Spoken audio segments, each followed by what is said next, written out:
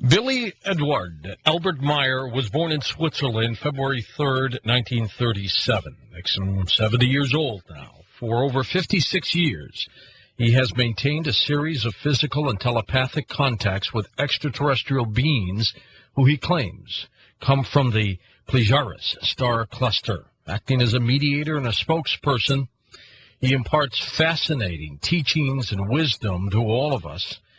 And he guides us and talks about Earth back to the path that we have left so long ago. This is an amazing story. Now, with Billy Meier, it either is one of the biggest UFO hoaxes ever concocted, or it's perhaps the greatest UFO case and series of cases I've ever heard.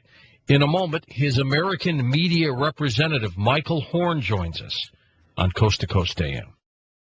Michael Horn has researched the Billy Meier UFO contacts for 26 years, plus he's now the authorized American media representative for the Meier case. Michael challenged the top international professional skeptics to duplicate Meier's photographic evidence. Their complete failure to do so culminated in their public refusal to submit their photos for scientific testing. Even more importantly, the specific, prophetically accurate information spans 50-plus years that Meier has published continues to be confirmed by some of these events that unfold. For his trouble, there have been 19 documented assassination attempts on his life. Michael is convinced that the Meier case is the most important story in all of humankind. He is our guest on Coast to Coast. Michael, welcome back. How are you? George, thank you very much for having me on. I'm very happy to be back on your show. We're going to talk a little bit about Billy Meier for new people who just don't know who he is. And, you know, my question at the top and my overall thoughts was this either is a great hoax that he has concocted, or it is perhaps the best series of stories ever in the most realistic. I have to agree with you, and, I'd like to say a little more about that, but there has been I just want to put this in so I don't forget for later. There's been a little bit of new information that I want to get to later in the show. Sure. And I also want to say that on my website that I know you've linked to, there's some information about fixing the peace symbol.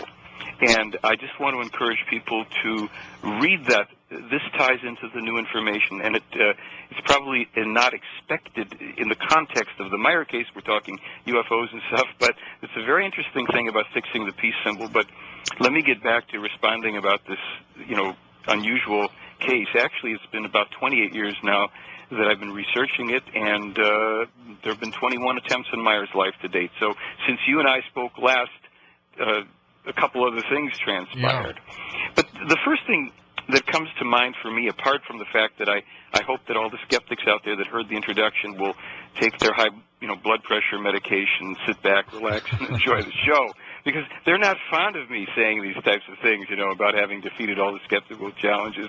But we'll get to that in a second. Let me just say this.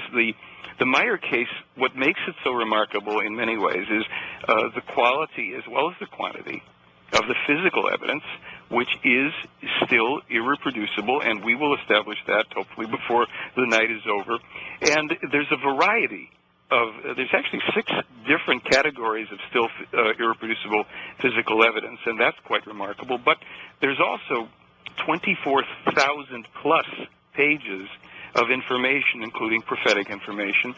And, of course, another incredibly important factor in the longevity of the Meier case it's been the frustration, the envy, and the anger of all the skeptics who've done so much to keep the controversy alive, exactly as Meier had been told would happen.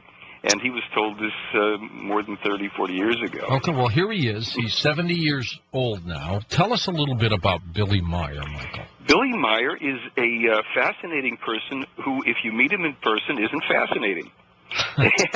And it's kind of remarkable and refreshing at the same time. And what I mean by that is this: if you meet people that are connected with important phenomenon, whether it's genuine phenomenon or if it's not, you meet a leader, a so-called guru, a so-called contactee. Generally, you're going to get a lot of personality and auric excitement going on. Meier is a very direct, simple, and I don't mean simple-minded, but simple man. He speaks clearly, simply. He does not project, I'm special. He doesn't hide his light under a bushel either. He's just a guy. And if you meet him and you don't know who he is in this whole scenario of UFOs and alleged extraterrestrials, you don't know that he's anybody in particular. You really wouldn't. And I think that's part of the beauty of the whole thing, especially when you take into consideration this life that this man has had, the ups and downs, the dramas, the remarkable, claimed and alleged experiences and information. They exceed anything that I know of experienced or even claimed to have been experienced by any other person in history. He is. He looks like the older version of our friend Billy Gibbons, who's with ZZ Top, doesn't he? I guess so. I hadn't thought of that one. People say that they think, why does he have a beard? At one point, Billy answered somebody. He says, well, I have one hand, and it's actually easier for me to not try to shave, so I let it grow. And, also some people, and I think Meier and people there included, think that sometimes it enhances your sensitivity to have a beard. And that's true for men, too. And I think that some of the people there have no use for beards or long hair, just like anybody anywhere else. So he maybe looks like ZZ Top guy to you. And now you're going to have me having to not think about the pink elephant that you've just brought up. Maybe we'll have Lex put up a picture of Billy Myers and Billy Gibbons, and we'll compare the two. Lex, get to work on it. See if you can do this while we're on the air. This original contact with Billy Meier, why him, Michael? What happened? Well, okay. Here's to set that up. Here's the story, and I use the word allegedly in a lot of places, and for this reason. There's things in this case that I claim that I and or other people have proven or can prove to be so beyond a reasonable doubt, that anybody can actually prove that the case is genuine and all that. Okay, if that is the case, and if there are these extraterrestrials, as you put it, why him? Allegedly, according to these alleged ETs, and I won't do that for the whole night, but that's just for all the skeptics that are going to, come hammering me with emails and maybe phone calls. Reincarnation is a fact of life. It's almost like we're going to jump to the payoff on this whole thing, but I'll hold back a little bit. What they've said is this: the human spirit is the immortal part of each human being anywhere in the universe, and they claim that there's literally millions and millions of races of humans of all sorts in the universe, and that each human being is imbued with a spirit, an eternal, immortal part of the creation. And the creation is the term that Meier has brought down, he claims, from these people, that represents this universe. Now, for a religious person who uses the term God, the creation would be all of that and more by an exponential factor. Ostensibly, the creation gives a hologram of itself, in essence, to each human life form, and that's the spirit.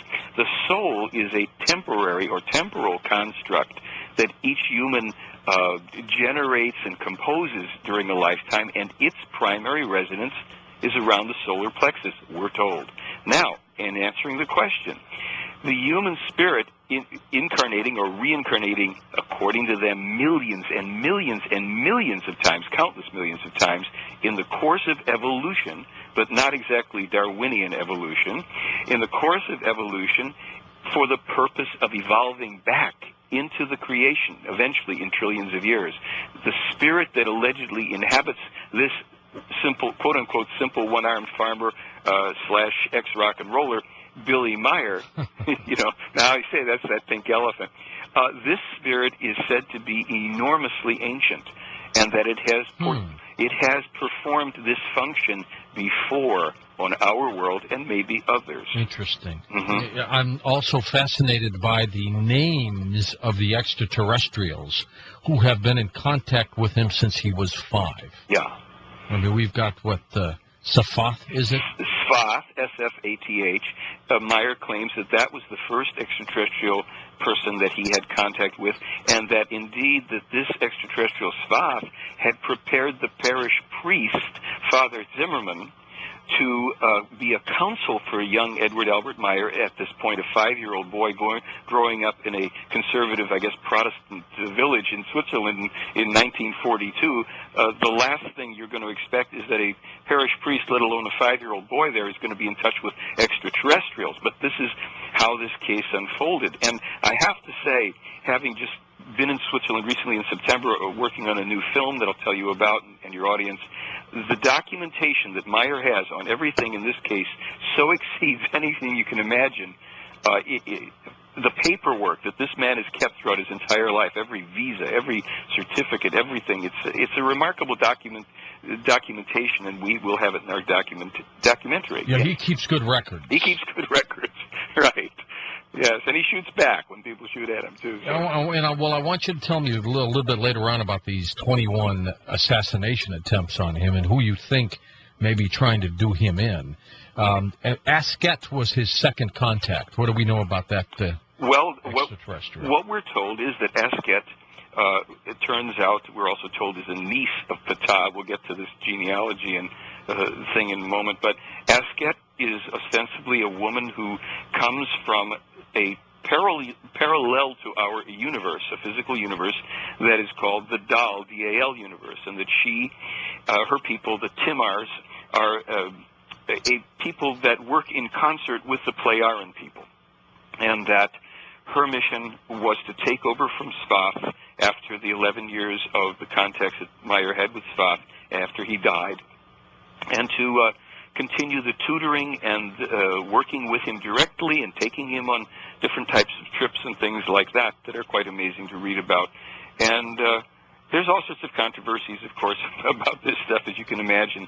But she's said to have been that person, and that he occasionally still has had some contact with her as of, I think, February of last year, if it was the last time, I believe, but I'm not sure. And you said Sfath died, huh? Yes, apparently Meier had described him when he was a little boy. He said it looked to him to be like a 90-year-old man in a kind of deep-sea diver's outfit without the helmet. And according to this, Meier learned at the time that he was actually about 900 and some years old. The Playaran ostensibly lived to be anywhere from 1,000 to 1,500 years of age. And Sfath was, I think, also the father of Ptah, grandfather of Semyaze. You can't tell the players without a scorecard here. And this stuff is interesting. It's not the most critical because, to be quite honest, this is right in the category of what I call the speculative, the other side of the I can prove it. No, I cannot prove any of this. And that's why I don't base the case on this, but I think it's very interesting information. Well, and then on and on, like you said, Semyaze, the female Pleiadian, and then Ptah, who was, I guess, the father. Went on and on. What is remarkable about this, Michael, happens to be the photographs that Billy has taken and the films as well. Some of the clearest UFO pictures I've ever seen. I remember seeing them when I was younger, and I just couldn't get over it. I mean, I looked for ways, and this was way before the computer era. Yes. I was looking for ways to see, how did this guy do this? I couldn't do it. I couldn't find it. Well, I'll tell you, if we get into speaking about the skeptical challenges, and I'll be happy to do it. Sure, absolutely. And I'll also tell you some things that we haven't discussed very much publicly that further kind of ice the cake, no pun intended, because it's wedding cake UFO, but further ice the cake on the credibility and authenticity of the photos, the metal samples, and the sound recordings in the case. And there's so much information in this case about all of these things and more that it literally, if someone wants to debunk it, and I don't object to people being, skeptics or even debunkers if they are going to do their due diligence and not just have the agenda, to say, well, it's got to be a hoax because it's got to be. You go through all of the evidence and all of the enormous amount of material, resources, finances, and skills that one man would need to possess to pull this thing off, and you have to believe that. That's a far more preposterous thing to believe than that the man's simply a genuine contactee, and it bugs a bunch of people. So, we can speak about any and all of this, of course. Is he still being visited, Michael? Fairly regularly, yes. Again, this is the alleged statement because it falls into the speculative category. To the best of my knowledge, he is. There are contacts that are transcribed that we have in English a relatively small amount of information. But thanks to my friends in Australia, the Gaia Guys people, and thanks to my Australian webmaster, Woody Cornelius, we get this stuff put up onto the website as quickly as possible, and a link to the Gaia Guys in Australia, so what they get up before I can have it transferred over, you can get to. And, of course, the FIGU website has stuff in German put up all the time, and they also have all of these contacts in German, and they have volumes and volumes of things with so much more documentation on the accuracy of the prophetic information than I have, and I thought I had a lot. But when I go over there and I look at their books, they've got all these clippings from newspapers, volumes of it, where they show the old contact from Meier, then they show the new article from the newspaper or the magazine or the scientific finding. And I read so much of the contact material starting in 1986, and then it was after that, 2 years later, when I saw the first article that was supposedly a new discovery from Lawrence Livermore National Laboratories about A-bomb testing in the ozone, and I said, gee, why doesn't that seem like a new discovery to me? And kind of reached under the bed and dusted off the Meier contacts, and therein was that information that had been given to him in 1975, and here's the kicker. In those contact reports, he refers to the fact that he was first told about it in 1951, and indeed, later on when we refer to some of these documents and things, people will see that, and he did have it in there. It's pretty mind-boggling. And it's for a reason. We've been given this case and this information and this controversy for very specific reasons, and it's up to everybody to think it through. So I don't yell at people for not, quote-unquote, believing it. I just yell at them for, being sloppy in their, due diligence. 70 years old. How is his health? It's this last time I saw him a few months ago, it was better than the time I saw him 6 months before. So he was not doing too well, and now he seems to be quite hardy last time I saw him, considering his tasks and the work that he does and the stresses and strains that have been upon him and his family. I'd say he's doing pretty well. Is he getting any special help or treatment, if you know what I mean? Yes, well, you know what, I think it was like this. In the beginning, there were certain assistance, especially for protecting him against the assassination attempts. He was offered various types of assistance, and he accepted only a small amount of it when he was told that for him to be proud and to not accept help would actually jeopardize the work that he had to do, and it was as much a fault of his ego as if he had asked for more help, if you understand what I'm saying. It's kind of like people had said, well, if there really are these extraterrestrials, why didn't they give him another arm? Well, they did volunteer that. And he said, that would create a lot of trouble for me because obviously I would suddenly be very special in terms of how did I have an arm reappear, and I would probably be kidnapped and abducted or whatever by parties who wanted that technology, and it just wouldn't be worth it. I've learned certain things from this experience that I wouldn't trade for anything else. He's really said that. And other times, like when he had a cracked rib or a certain type of an infection that he couldn't shake, they gave him help. But other than that, he goes to the doctor. How did he lose that arm? In 1965, he got into a bus in Turkey. He was traveling. His travels are kind of amazing. It's 42 countries, 150,000 miles on foot. That would have made him 28 years old then. Yeah, he was traveling around actually starting before that. He had a very brief stint in the French Foreign Legion at around 15 or 16. That's another story. But when he was traveling around in Turkey, it was hot, got next to the window seat, put his arm out the window. It was a narrow street. Yeah, it was that way. There was a bus barreling down. He was in the bus barreling down the street, and some drunken truck driver came by a little too close. Oh! Yeah. I couldn't think of a word. I know. It's pretty rough. All right, stay with us. We're going to find out why the Billy Meier UFO case just continues to survive. We'll talk about these assassination attempts on Billy Meier. What do some of the skeptics say, and what are some of the predictions of the future? Michael Horn is our guest all night long tonight on Coast to Coast AM. I'm George Norrie. Tell you a little bit about this weekend. Art is going to have Saturday and Sunday night off because he is getting a Lifetime Achievement Award from the group of Radio and Records Talk Radio Convention here in Los Angeles. I've got the honor of introducing Art to the crowd before they give him this well-deserved award. But Saturday, Ian Punnett, of course, will do his program, Coast to Coast Live, with Ian Punnett from 6 to 10 o'clock Pacific time. And then Ian, of course, is going to stay on, and he'll do Coast to Coast for Art Saturday night. Now, also, don't forget, before you go to bed at night on Saturday, turn your clocks up 1 hour. Daylight savings time. And then Sunday, I'll be filling in for Art, doing that program, and I plan to run his acceptance speech and part of that event where he gets that Lifetime Achievement Award. So I'll do that on Sunday, and then we'll be back to the program again on Monday right here on Coast to Coast AM. And welcome back to Coast. I'm George Norrie with Michael Horn. Michael is the American media representative for Billy Meier. Now, how did that happen? How did you get that title, that position? That's kind of funny. Well, I'll tell you, I started to research this case when I saw the photo book published by Lee and Britt Elders and Wendell Stevens, The Contact from the Pleiades book in 1979. There was not much I could do between then and 1986 except read that book and ponder.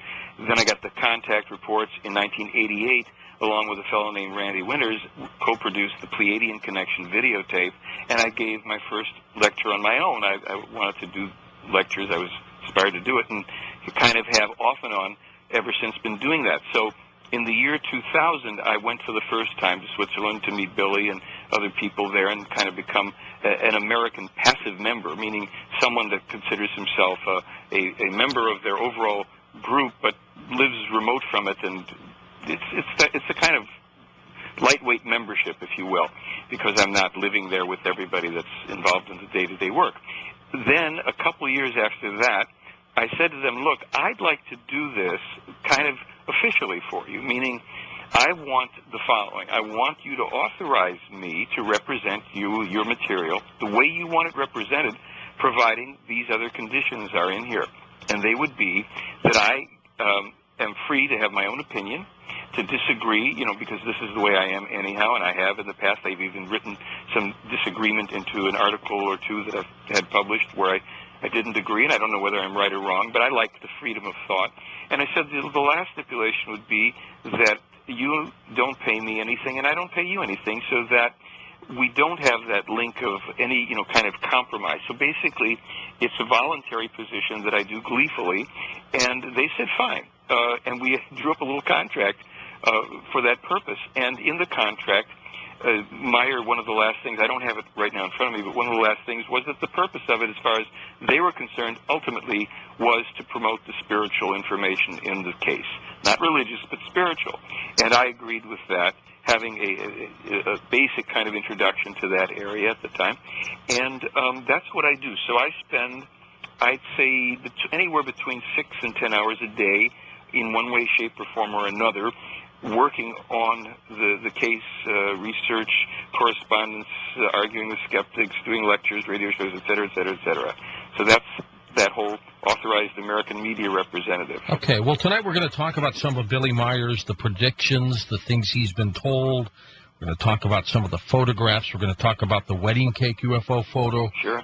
We'll get Michael Horn's reaction. We'll talk about some of the skeptics who are out there who just don't believe that the Billy Meier's case is real. And we'll get your views when you call in the last hour of the program with Michael Horn. This case has survived so long, it won't die down. Why is that, Michael? Well, kind of like what we were saying earlier, George, is that there is so much evidence. It has not been debunked, and it's never been duplicated, it being all of these categories of evidence. The people that have come forward to support Meier, there have been over 120 witnesses who have seen these ships. There's 5 other photographers. Probably the most prominent witness who's vouched for Meier is a woman named Po Cheng. Po Cheng came forward in, I think, 1998 at the International UFO Congress in Laughlin, and she made a presentation there. It was a very interesting thing that was videotaped by them, and the essence of it is this. She said that she was now a retired UN diplomat. She was married and living a quite nice, peaceful, quiet life, but people had been writing to her. They've been asking about this man, Billy Meier, because they're finding out about him, and they learned that he had spent time in the 1960s at something called the Ashoka Ashram and they knew, her friends knew, that she had been there along with either a brother or sister because their grandfather was the head of that ashram. And she decided that she didn't feel that she could any longer stay quiet about this, and she had to come forward. And she said that she and her sibling, whoever it may have been, and I am forgetting whether it's a sister or brother at this point, were at this ashram in 1960s. And by the way, we have photographs on the website in my newsletter archive somewhere. People can see some of these photos. She said Meier was studying there. He was studying Buddhism there. Everybody knew him and saw him, and everybody there saw the ships that would come and hover above the ashram. And not only that, most of the people saw the woman that would walk the grounds with Meier and speak to him, and that she, this woman, Pobol Cheng, as a young girl said that as a young girl, this woman, Asket, used to come into her room at night occasionally while she was falling asleep and just sit there and stroke her hair. And she said, in the mornings I would wake up and I felt like I just knew a lot more about things, about people, than before I'd fallen asleep. And she said, after I'd left the ashram and was going to school and studying, I just distanced myself from anything to have to do with UFOs and this kind of controversy. I even told people that I didn't know anything about them. But I owe it to Billy Meier to come and, tell the truth, because he's an honest man. And we all saw this. And, that was her statement. So in answering your question, why does the case survive? Because so much when things emerge, they all serve to substantiate and support what this man has been saying, whether it's the prophecies, the witnesses, the other photographers, even the assassination attempts. It's just like the whole thing conspires to perpetuate this case and its controversy. And I don't think I can give you a better answer than that. If it was a hoax by now, believe me, all the skeptics that have tried to hack this to pieces, somebody would have succeeded. And I know that they claim that they have, but I'll be happy to tell you, how they haven't. Yeah, you've got the one big one, the underground video group, that claims that everything's a hoax. Oh, yeah. Nothing's real. I mean, have they tried to contact you or confront you? This is very funny, because that so-called lawsuit never happened. That whole thing with underground video was fomented by a guy named Cal Korff. He was the first major skeptic in this case who published a book when he was 17. It was a terrible book with a lot of defamatory stuff, but he couldn't be sued because he is underage. This is something a lot of people don't know, but Cal Korff recently imploded. Now, all of the skeptics who were on his side are attacking him. He's attacking them. He had come out with this whole thing that he was going to sue me and Billy Meier and stuff, and I engaged him for 3 hours on another radio show. He was unable to substantiate one claim. His website was virtually taken down. All of the claims and stuff he was put up there, so it's basically a shell of itself at this point. But to go further, it had the underground video turned into a company called UFO TV, and they now carry one of my discs on the Meier case, and I know the president of it very well, and he kind of doesn't even want to think about those days because he kind of got suckered into that. And there is on my website, if people search for archived headlines and stuff, you'll be able to find all this stuff on the so-called Billy Meier hoax. That whole thing itself was debunked, and the reason I'm not able to right now go to things myself is I'm at a secret location, meaning that it was a secret to me that I couldn't get the internet when I got here. So I just have some of my notes on my computer, but you'll find on the website, if you just look around and links and evidence and stuff, there's so many articles and things you can start to see how this whole hoax thing is the hoax. The Meier case isn't the hoax, it was the hoaxers. And we've got people like, there's a fine fellow named David Biedny, who's a Photoshop expert, who came out claiming that he had, and I quote you, proved that Meier had deliberately hoaxed an out-of-camera double exposure and blah, blah, blah, blah, blah. I turn out to be, according to him, a terrible liar. Meier's a hoaxing, cunning liar who's a cult leader. They have over 70 pages attacking me and Meier. Now, the problem was that somebody that went on their own forum, who I think might have known something else about Photoshop, said, gee, David, I can't find what you're talking about in this thing. I'm using Photoshop. I don't see that line. So all of a sudden, that wasn't so solid. The next thing was that a guy that I know who's a skeptic, he doesn't want to look at UFO cases. He's been in the movie industry for 50-plus years, special effects guy. He said he looked at the photo in question, which I think you guys have on your website. It's the first of the two light ships, which is actually, right. And this guy said, no, that's not a double exposure. He says it's a triple exposure. It's more than likely accidental and in camera. And he said, whoever's attacking this, and he says, I don't have a dog in this fight, but if a guy says that he can prove that that's a hoax, let him duplicate it. Well, David Biedny and his crowd wouldn't even try to duplicate it. They just attacked. There's another photo on your site following it that was taken by Meier shortly thereafter. There's no question, there's no double exposure or anything else. We found in this case that all claims that Meier had an enlarger and a darkroom and all this were absolutely proven to be false.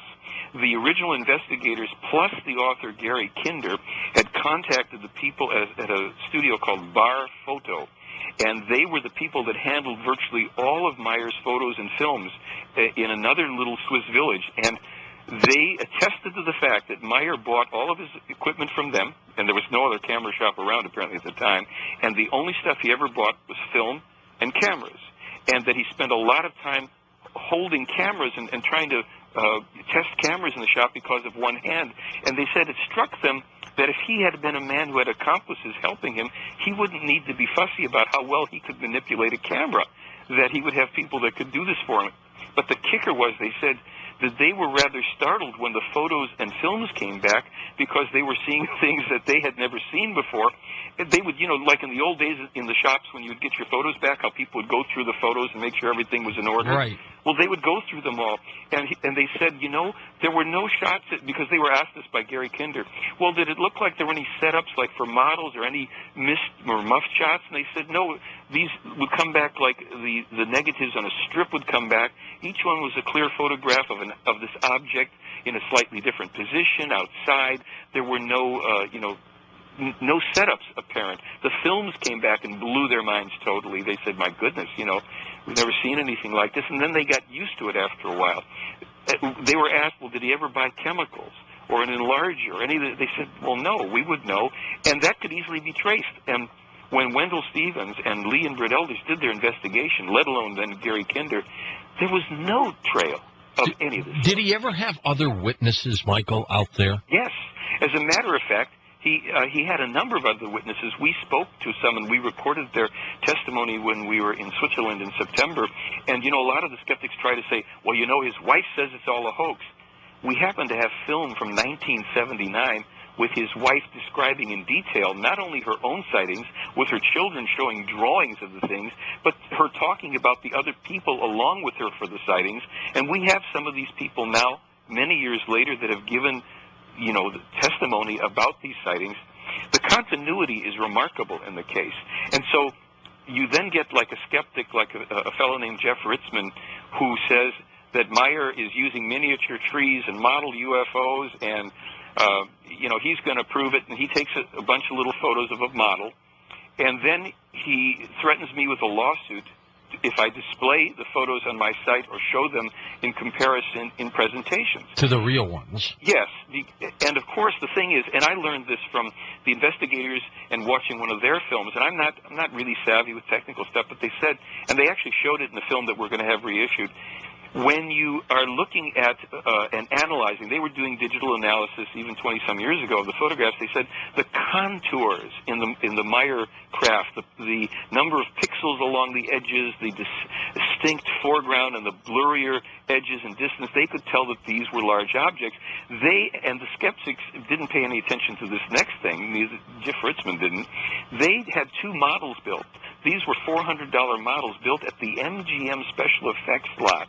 And they brought them to Switzerland, and the skeptics, the investigators photographed the model. They suspended it on a filament, just like everybody accused Meier of doing it. And they and Meier took photos of it. And then when they sent these in to Jim Delatoso, they didn't tell him that they were model shots. They said they found these additional photos. Would he analyze them? And he was writing back to them saying, these don't come out very well. This looks like a model to me. And they said, well, we've been playing some games with you. Those are model shots.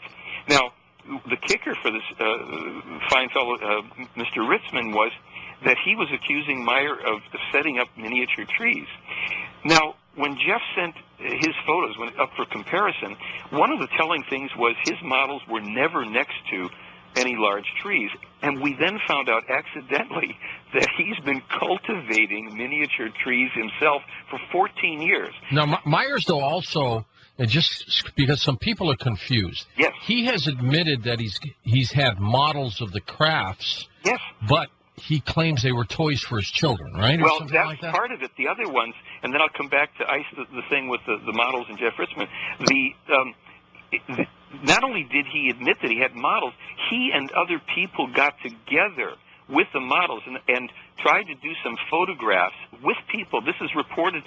We have a book, the preliminary investigation report by Wendell Stevens. I just looked at it tonight. I didn't bring it with me, but it's in there, and that we have that as an ebook as well. But people can read that. They show the photographs that Meier took with other people trying to duplicate his quality of photos. This was no secret, and so the skeptics, because Meier had thrown some of the burned photos in the garbage, somebody found it and said, aha, he's hoaxing it. So just to come back to this last point, because I think it's so important, when you are a miniature tree cultivator and you are a model maker and a photographer and a skeptic, and you claim that you can prove that this man, Mr. Meier, has used all these things to hoax it, and you don't put one of your models next to a miniature tree to show how it's done, it tells me that you know in your heart of hearts that's not how he did it. And I'll give you the icing on that cake. 6 forestry experts, and this is on the website too. You can find my article on this. I think it's Look Out for That Tree on the front page. 6 forestry experts, and their names are there in the article, were sent photographs by James Deerdorf. James Deerdorf has done remarkable work in the Meier case and on something called the Talmud Emmanuel connected to the Meier case. Well, anyhow, he sent photographs to 6 forestry experts. He said, tell me, are these potted plants, are these miniature trees? The forestry experts, every one of them wrote back and said, those are full-grown, mature trees between, let's say, 30 and 45 feet of height. Here's the species. It's either an Abies alba or another variety. We can tell by the nesting, the crown of the tree here, the pruning marks, the growth of the tree, and whatever that object is, we don't know, but it's not a miniature object. That's a full-sized object. 6 different forestry experts. So this case has been attacked and analyzed from so many different areas. You're not going to find that vulnerable spot here. You're only going to find more head-scratching material. Well, what the heck is this about? 6 forestry experts are telling us those are real trees? By golly, I guess that's a real object. Now, the next question is, did Meier make 21-foot diameter metal UFOs? And, well, I think if he did, they would have found them around his farm. Huh? To be sure. And if you ever are around the farm and you go, he's got some fantastic tools there, primarily for woodworking, gardening, and cutting trees and logs. It's a rural farm and house, and people live there, and there's a lot of labor that goes on all the time. And now they have computers and fancy stuff, but they ain't making no miniatures. All right, stay with us, Michael Horn. We'll talk about some of the new information that you've got and also some of those predictions that they told Billy a long time ago. Speaking of Billy's, Billy Meier and Billy T. Gibbons, their pictures are up next to each other on the coasttocoastam.com website. Billy T. Gibbons is the younger version of Billy Meier, but go take a look. The picture is right underneath the photograph of the UFO. It says Billy versus Billy. What a night. Michael Horn, our guest, as we talk about the case of Billy Meier. Back in a moment on Coast to Coast AM. Michael, 21 assassination attempts. Who wants to do him in? Well, I don't personally know the folks, but from what I understand, there have been people who were very strongly predisposed religiously. There have been apparently some intelligence organization-related people. They don't speak too much about it, except to say that years ago, one of the early attempts, a person who tried to kill Billy actually came back later, apologized, and ended up being a member of the group for a time. I don't, and I've never asked who that person is. I just kind of let it be. I am kind of curious, and maybe I'll ask at some point. But basically, let's just say, people that take a dim view of what he's doing and his life and his mission in this world. How have they attempted to do him in? Well, rifle, handgun, knife, and hatchet are among those means. I mentioned to you that we have a film coming out by this summer. I think I mentioned it. A new documentary directed by Jack Gerlach, and it's called The Silent Revolution of Truth.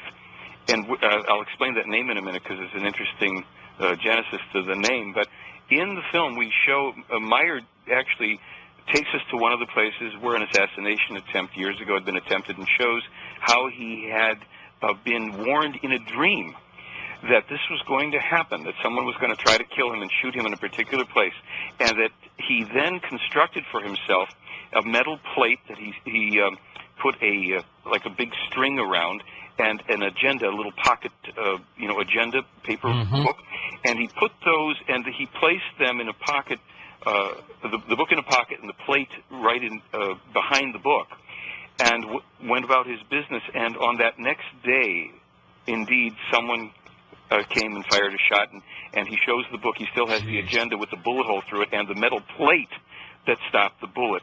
So the bullet passed through the paper of the book and was headed inwards.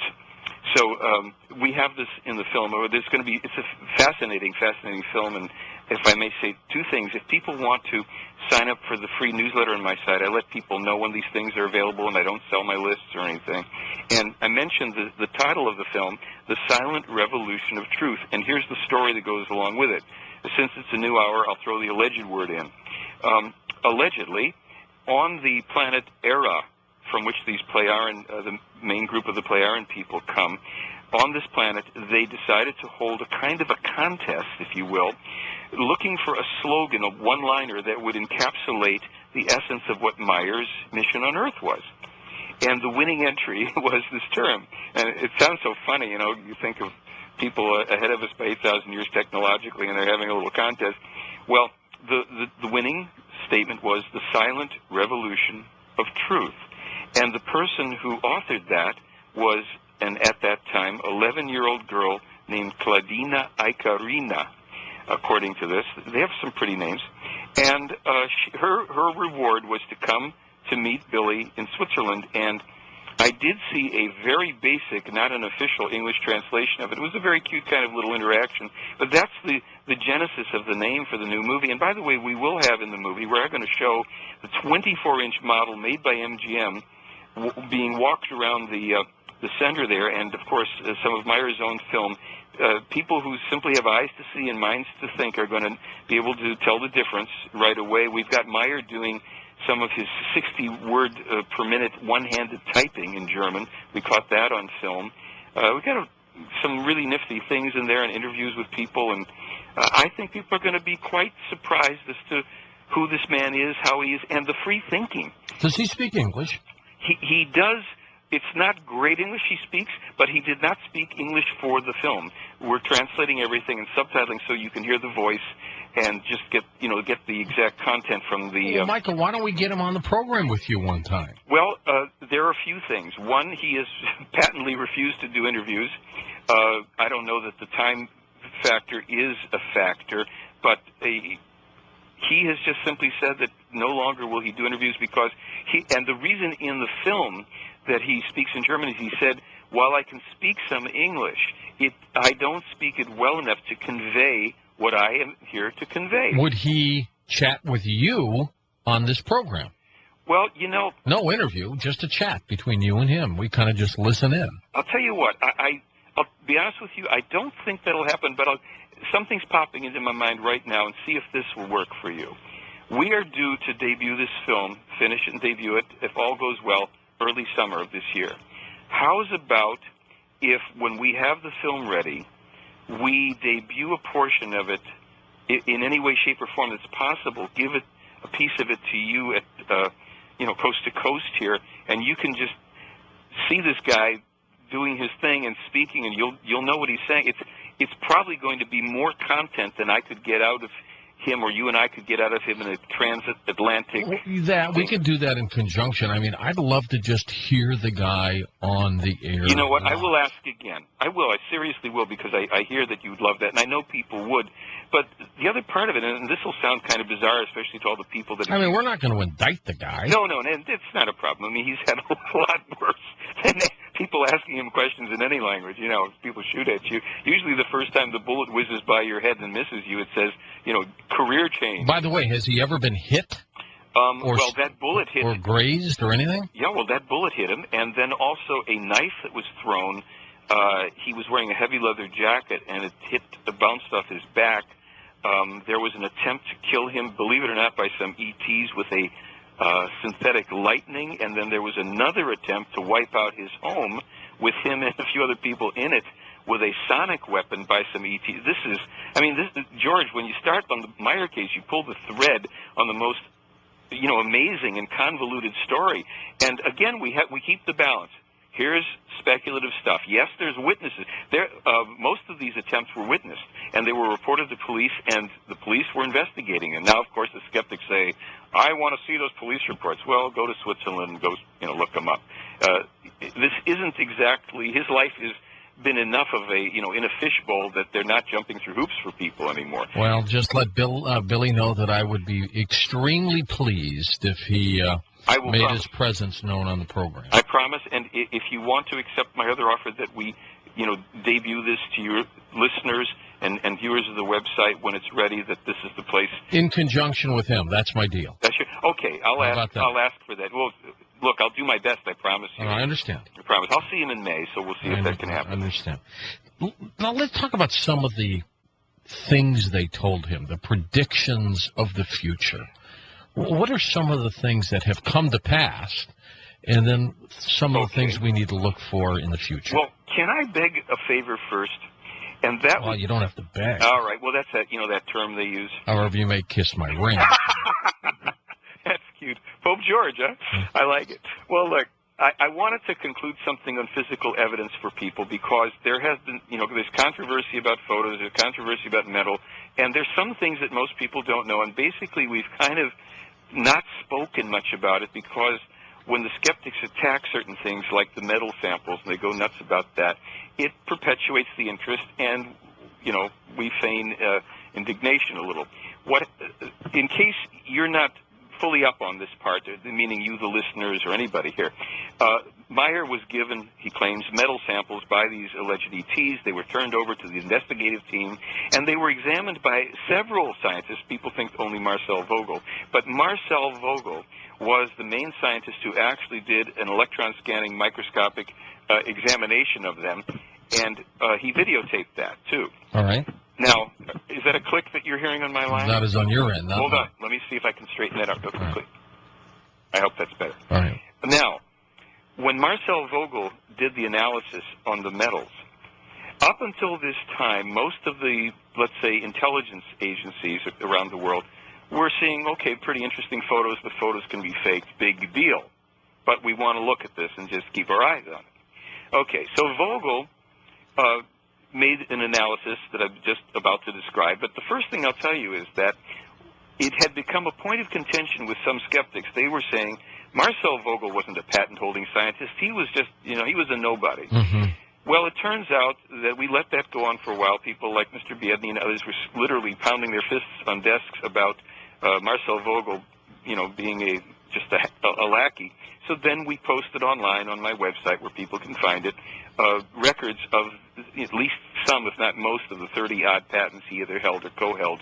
And he was no, slacker. By the time he was about 10 years of age, he had succeeded in synthesizing the chemicals that produce bioluminescence in fireflies. At 10 years old? Yes.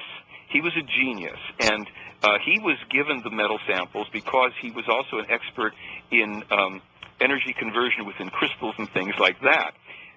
When he examined these samples, he found that there were not only metallic, there was crystalline structures inside, the laser, the machining exceeded anything that he could have imagined was done. But here's where it got very interesting. Virtually every element in the periodic table that we know about was present, and the rare earth element thulium. Now, thulium is very, very rare. It's probably just about the most rare and expensive of the earth elements, and I am not a physicist, metallurgist, or anything like that. I've read up a little bit on this, and there are other people that can tell you more about it. It's used in certain radioactive processes. It's a soft metal. Well, when this was publicized, suddenly the investigators in the case had tails on them, and Meier became quite the target of intelligence surveillance, which continues to this day, by the way. Because of the thulium? Yes, because it was recognized that this is more expensive than platinum. It's not even available in Switzerland. So they're trying to say, how did he get How this? did he get this? And because of the unique nature of the metal of which the thulium was, a component, the applications for weaponry and perhaps flight equipment was very, very interesting. Now, the metal samples allegedly disappeared, which of course irritates the skeptics too. When I spoke recently with Lee Elders, who was, one of the main investigators, just days ago, he said, by the way, we don't think they simply disappeared. We think they were absorbed into IBM because about a year after they had it, IBM was releasing some interesting metals that they were demonstrating some very unique properties with, and that they hadn't had in development before. But he also told me that he and the other two lead investigators had attracted tails that they recognized as people from Eastern Bloc as well as Western Bloc.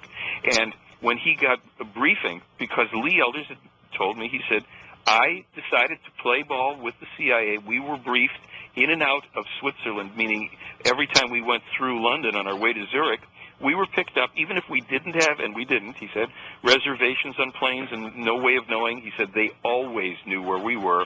And we got used to being picked up and taken to one of the two places, kind of questioned lightly. The photos would be taken into another room and ostensibly copied, then returned to us. And he said, I decided to play ball with them. If they left me alone, basically, and didn't hassle me, I'd cooperate, but I would never.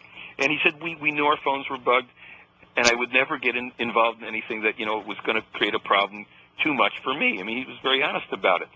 So the nature of these metals is what really got the surveillance going, and the CIA was based in what is a military facility. It's literally just up the hill from Meier's place, still there. The CIA is no longer in there. And when I asked Billy about it, he says, no, they're farther away now. You see, their equipment's very good. They don't need to be so close. Now, do they have the samples? Who's got the samples now? Well, the guess that Lee had is that IBM somehow had them. And, or, if they hadn't been, quote unquote, taken back by the Plejaren, they either were utilized by IBM directly, or they got enough information from the analysis by Vogel. Again, this part's speculative. It's true that Vogel did analyze it, and we'll release those videos or DVDs in a certain time showing the analysis and all that stuff. But this is documented. It's well in the case, and again, Vogel wasn't the only guy that looked at the metal. Now, the last thing here is this wedding cake ship. Just a little more information on that. Okay, then I want to get into these predictions. We'll do it, I promise you. But this is because so many people say, it's a simple model, and Mr. Ritzman had claimed he slapped a couple of pie pans together and called it a day, couldn't do it. Well, here's the thing. Lee and Britt and Wendell went to a metallurgist. This is probably circa 1980. And they showed him photographs of this object, and they said, can you make this? The guy said, yeah, I think I can do that. And he says, what do you want? He said, well, we want this to be, very true to what you see. He said, well, how big do you want? He said, well, we need about 3 meters. And the guy said, well, okay. Or 2 meters, 2 or 3 meters, something like that, 7 to 9 feet. And he said, what do what's it made out of? And he said, and the metallurgist was saying, well, these globes around it could be silver, and this is a softer metal, blah, blah, blah. And he says, okay, can you make one very true to this for us? He says, I can probably do a pretty good job. He said, you want it about 2 to 3 meters? He says, yeah. He says, what will it cost? And he said, well, I can do it for about $25,000. Whoa. And so, apart from the fact that it's also got these 100 little, ruby-like gems set around the rim of it and all the rest of it, they knew that Meier was on a pension. He was renovating this old farmhouse. He had no money, no skill, and no metallurgist has ever come forward to say, hey, I knocked that puppy out and I got it in my backyard. And we know he didn't do it. And he didn't do it. Now, here's the last one on the wedding cake ship, and this is very interesting. And people can find this for free on my site, I think, in the photo or sound analysis document.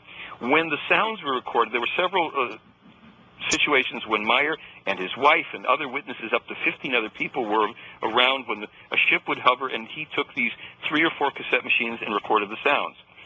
They recorded the sound of this wedding cake ship, and it exhibited a lot of interesting properties. The cycle range was close to the Schumann residence, and the patterns were very interesting and discrete. So one of the things they did was they brought the sounds without the photographs to a guy named Robin Shellman, who was an undersea sound expert. And he's actually filmed in a film that we will re-release with from Lee and Brett on the case called Contact. He's in there, and they say to him, what about these sounds? And he starts to describe the sounds, and of course all the sound engineers had said, listen, we cannot even duplicate this with synthesizers. These things shift too fast. He said, but I'll tell you about these sounds. You would need an array of circular objects, and he virtually draws the top of the wedding cake ship from the top down, and the investigators almost dropped their jaws. Based on the sounds, he was able to illustrate the source, and it looks like the wedding cake ship. So there you go. Now, did you play the sounds for us about 4 years ago? Yeah, I think I did, and they're on my website. There's a way you can go to, I think, where it says evidence, and one of the links there has a click where you can just play the sounds, and maybe one of the guys there can find it. As I say, I'm internetless where I am right now, so I can't tell you exactly where it is. Except we'll check. No promise. Okay, but it's there, and people can listen to that, for free. And we have it. I'll just say one last thing, and then we're going to get into these prophecies, because this will be an intro to the prophecies. We put the wedding cake and the videos and the photos and all this stuff on with the sounds. Some of the sounds on the Meier Context DVD. And the reason I emphasize the Meier Context DVD is because, as you're about to find out, there's information on that Meier claims, well, I read it in 86, he first published it in 81, and then again in 87, that we put out on the DVD, and then those events transpired a year and a half later. So we can certainly get into speaking about the prophecies. What he talked about and what he sees. Okay. We can do that as well. Now, the website that you have in question is linked up at coasttocoastam.com right now. Great. So we can do that. And we'll take a look. We'll see if we can get the sounds off your website. If not, we'll run them at a later date. But, yeah, I remember that about 4 years ago. Yeah. It's a weird sound. Yes, there's up to 32 frequencies simultaneously interfacing. Again, is something like 3-point-something to about 7-point-something cycles per minute, and the hertz range goes up and down, and things that I'm really not technically that up on, but they are quite remarkable. And the sound engineers that were analyzing them, and we have them on film from 1980 or 82 when the Contact film was made. They're talking about the very unique characteristics of the sounds and why they're not able to duplicate them with their state-of-the-art equipment of that day. The truth of the matter is no one's duplicated them today. There simply appears to be too much information, although maybe someone could do it now with some synthesizers. But again, this was done in an open field. The sounds were heard 1.5 miles away. Undercover policeman was a witness. And one of the kickers on this is that one of the sound tapes that they analyzed, the Naval Undersea Labs in Groton, Connecticut, which has the largest sound bank, all sound sources on the planet. Yeah. They could identify 3 different airplanes flying by, but they couldn't identify the sound source. Is Billy upset that he doesn't have those metal samples anymore? No, he still has some. Oh, he does have some of them? Yes. He kept some back, didn't he? Yeah. Brilliant. Yep. All right, stay with us. We'll get into the predictions when we come right back with Michael Horn. I'm George Norrie. This is Coast to Coast AM.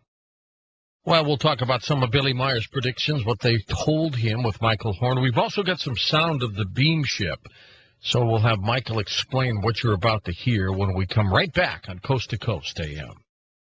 Okay, Michael, explain a little bit about the beam ship and what we are going to hear.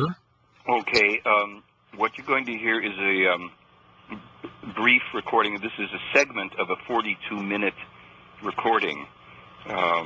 This will be, I'm not exactly sure of the location of those details, but this is outside in a vast open meadow with no electrical plugs for speakers and things like that. Meier and his wife had 1 or perhaps 2 or even more of the cassette machines with them. They would try to record on multiple machines to make sure they got it. Part of the time, apparently, he wraps a leather jacket around his head because he's right under where the sound source is in the sky. And so what you're hearing is the sound that is being produced by the ship on a deliberate demonstration, so we don't know that they are always flying around making these sounds, but they can. Okay, here we go.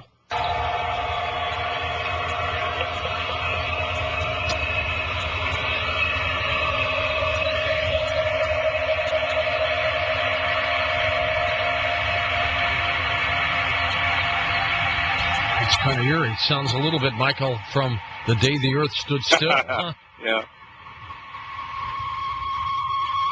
Yeah, that is something. That would be pretty awe-inspiring if you just saw that. My gosh. Well, I have a confession to make about that. I have a CD copy of the sounds, and sometimes late at night I'll drive around and roll my windows down and crank the sound up. Yep. So that could be the sound of an actual extraterrestrial craft. Could be what somebody else's aircraft sounds like, you know. Someday we'll probably have those types of things, and we'll wonder why we were so much in awe of it, but we'll understand. How did he describe the appearance of these extraterrestrials, these Pleiadians? Fully human. They would pass among us fairly easily. They are of different, by different I mean some are blonde, some are dark-haired. In some of the historical information in the Meier case, they even talk about the Armenian people being descendants of a group that were either Pleiaren or ultimately became Pleiaren when the group returned to the Pleiades. The genealogies and histories here are quite amazing, and I have it for free on the website also. There's an article called Contact 251, a three-part article, and if my memory serves me, by going to the July 2006 newsletter, there's 3 links, and you can read this. And that article happens to also have a number of predictions in it. Meier published the article in German in 95 and in English at least by 98, because I first read it on the Internet in 98. Since we're speaking about prophecies and predictions, one of the things that he had in there was there were like 6 predictions in a row, one of which struck me as a prediction about the coming war with Iraq, but there was also the spread of mad cow disease to other animals and then humans, the appearance of another disease like the SARS, et cetera, a few things. And then he said there is the danger of an accident at the nuclear power plant near Lyon, France, this specific plant, which can be avoided if the responsible people notice it and avert it in time. Now, when I did Internet searches, this again was predicted in 95, I found an article from August 12, 2003 that talks about that very plant during the heat wave of the summer of 2003 in Europe. That plant was shut down so they could vent out some of the water and all of this so they wouldn't have an accident.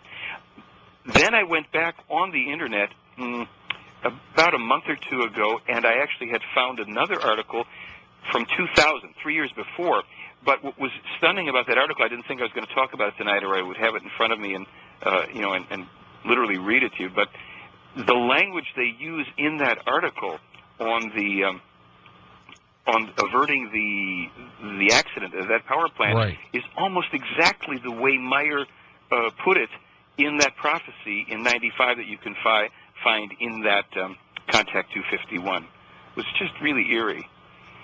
Now, is he concerned about the future of this planet? Well, to use this term, his mission has to do, and always has, and I'll get into that a little more, with bringing to Earth people certain information, what they would call also very specific teachings, so that we can avert an otherwise cataclysmic self-destruction. We're not going to be destroyed by aliens, and even though incoming asteroids and things like that are real problems, that's not at the top of the list right now. At the top of the list is what, and this doesn't take an ET to say this, obviously, what we're doing to ourselves. The problem here, to put it in those terms, is this. As far back as 1951, Meier published, when he was 14 years old, a document in which he starts to spell this out in 1951. And we have that linked from the homepage of my site. Now, I don't want to, be boring for anybody and sit there and go, and then Billy said, but there are some very specific things there, and I can probably, give you some of the, what do you call it, the highlights, if you want to call it that, of those prophecies. They're very right on, unfortunately, and I think that for people that are skeptical, and I'm not critical of people being skeptical just because they don't, swallow something hook, line, and sinker. But for people who are skeptical when they read this, and remember I said to you that he referred to this in the 1975 to 78 transcripts. I read in 1986 his reference back to these transcripts, but they didn't post these until fairly recently. And of course, then skeptics can say, well, how do we know he really wrote it then? Well, you might want to read this and start to look through it and see what he's talking about is coming to us. And if we really want to go that route, or if we want to do some of the specific things, pardon me, that will help us avert what is otherwise foretold. Now, in the 1951 letter, there's a number 15 in there. I did save this document for myself. Mm-hmm. He talks about power-hungry people and all this, and he says, that, however, will bring evil consequences in the future if the people don't intervene against them, because worldwide the violent rulers will embroil the people evermore in wars, terror, and hate until the whole thing assumes uncontrollable forms worldwide. This is a 14-year-old boy writing this, right? And now he sent this around to 3,000 different people at the time. They had a copy of the letter, and at some point maybe I can get one and put it up. And he was helped by Svath, and then I think one of his school teachers helped him to disseminate this one. All right, but he doesn't see... Does he see Earth changes as affecting us? Oh, yeah. Weather changes? Oh, yes. For instance, from the same... there's two documents in which the weather changes things are jumping out, and this is the first one from 51. Through the guilt of people, all storms will assume increasing and more violent forms, such as hailstorms, blizzards, and flooding rains, as, however, also the ozone layer will become very dangerously damaged. 1951, let me continue. Monstrous deluges will belong evermore to the order of the day, because through the overpopulation, the forest wetlands and swampy plains will become altered in function to become residential areas, whereby the wild waters of the flooding rain will find their way into the houses of the people, because they can no longer escape into uninhabited wetland areas. Landslides and avalanches, as well as earthquakes and seaquakes, as well as every kind of storm, will prevail.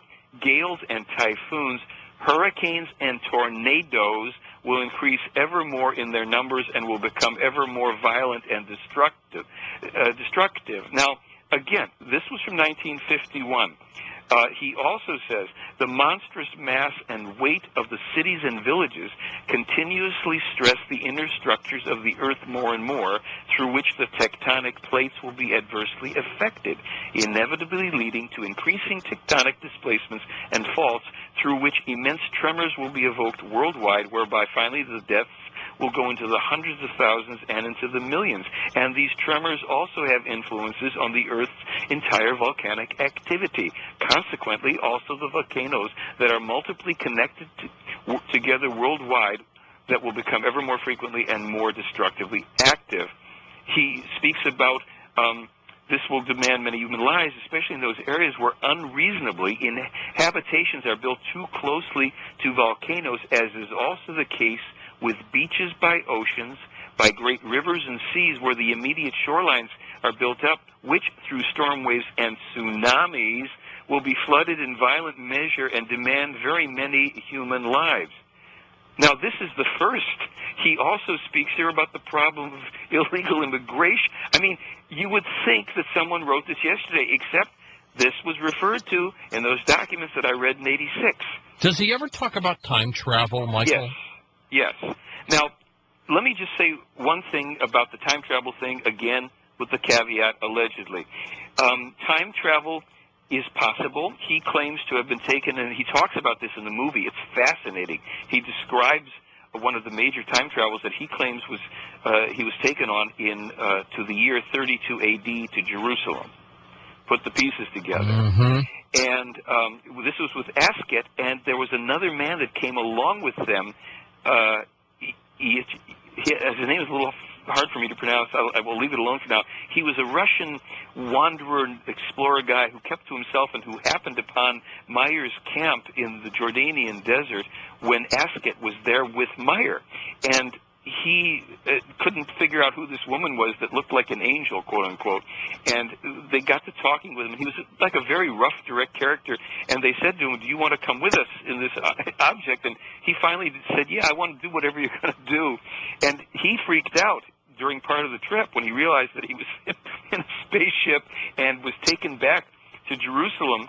And Meier literally had to punch him in the face to make him come to his senses. It's a very funny story, and I first read it, in the contact reports long ago. But here's the thing: you cannot change the future by going and traveling in the past. You can't change the past. There's some kind of cosmic laws preventing that. No matter what. Apparently, no matter what. And I don't know any more about it. However, Guido Musburger, who's the author of the book we carry called And Still They Fly, has written a whole book on time travel, and he is a kind of an expert on it. Meier has given him a lot of information on this. When I was sitting at the table in Switzerland, I think it was in May, there were two young men from Austria, and they're physicists, and they're into the case. And Meier came out of his study and threw a piece of typed out paper on the table, and all these numbers were on it, and I said to the guys, I said, "What is that?" And they said, "Well, we're working on calculations for hyperspace propulsion, and Billy's decided to help us with some of these figures." Now, here's what you have to understand. As far back as 1979, when Meier had published information on hyperspace propulsion and tachyon drives, this got the attention of a scientist named David Froning, an astrophysicist who had been for over 25 years in the military defense end of these things with McDonnell Douglas and other companies, and he was flabbergasted that a Swiss farmer was not only publishing information about what was very rarefied information at the time, tachyons, but in the terms of hyperspace propulsion, and that the figures that Meier had referred to for these jumps and all was within 20% of the figures that he and a group of scientists had come up with theoretically using complex calculation formulas. Does he ever talk about doing away with the carbon-based fuels that we're using? Oh, yes. There's, of course. And, let me just tell your listeners, there is a forum, a FIGU forum, that is linked from my site as well. There's 5 or 6 languages. People ask questions of Meier directly where he gives answers that are typed out, and there's categories in there about the environment and fuels and stuff. He said we will go to the alternatives, but not for a while because there's such resistance, the greed level, to milk this planet of its last drop of oil.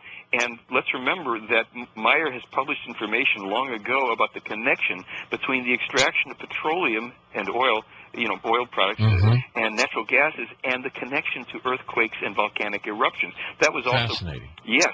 So they have said yes, of course. And one of the forms later on, and this I think is in Contact 251, has to do with sound. And we will find, we have a destiny if we can survive ourselves, if we can outgrow this genetically modified and ubiquitous high level of aggression that we have institutionalized and virtually worship as some normal part here. By the way, I just happened to look at the number 35 prediction on 1951.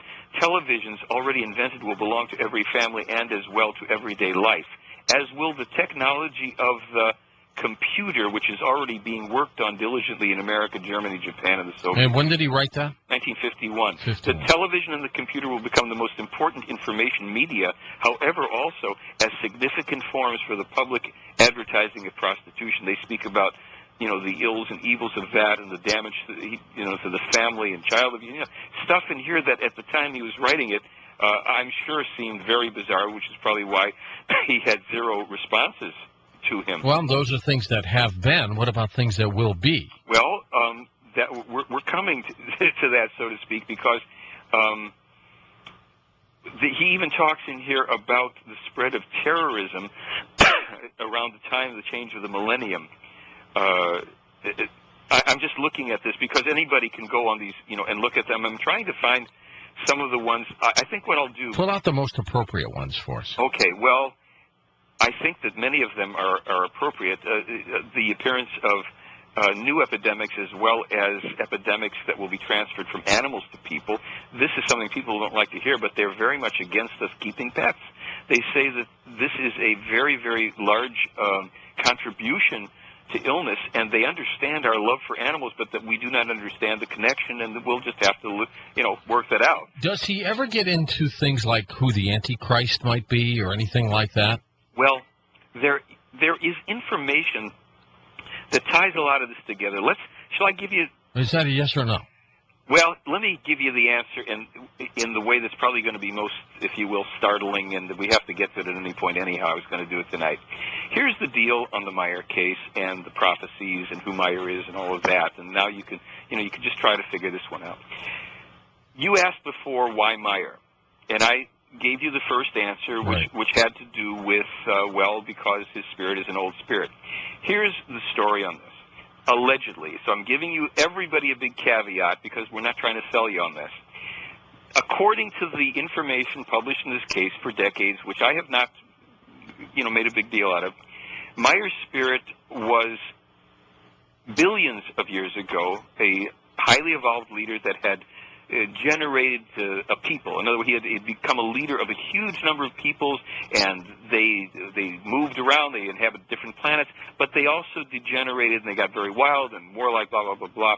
Meier's spirit form, which wasn't called Billy Meier at the time, any more than you or I will have our same name in another or in previous incarnations, had attained high levels of spiritual development and was called back to incarnate again to try to start to rectify, to come back and become a leader for these peoples again, to straighten them back onto paths of what they called creational law.